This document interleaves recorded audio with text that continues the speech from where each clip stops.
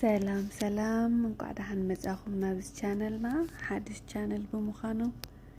እንዳሓበርና ምትብባዕኹም ኣይፈለየና ናይ ሎም መዓልቲ ሒዝናዮ መጺና ዘለና ንመጀመርያ ግዜ ጽሬት ኣብ ገዛና ንኣውደ ዓመት እዩ ማለት እዩ ምስ ደቀይ ኮይነ ጽሬት የካይድ ኣለኹ ንቀይር ኣለና መጋረጃ ቀይርና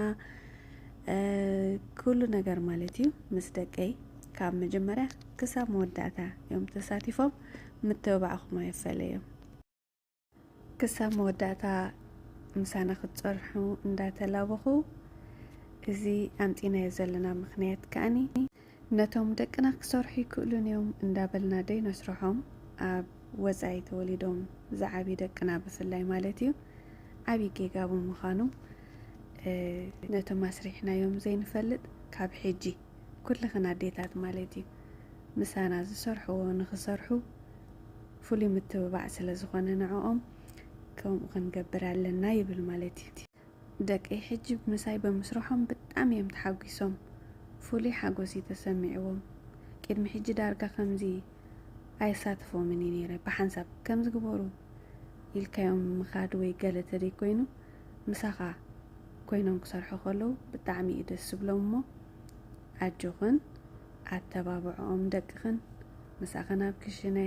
ኣብ ዝኾነ ጽሬት ምሳና ክኣትዉ ከለዉ ብጣዕሚ ጽቡቕ እዩ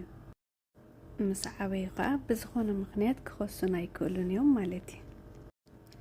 ብምቕጻል ከምቲ ኣብ መጀመርያ ድበልክኹም ቻነልና ሓድሽ ብምዃኑ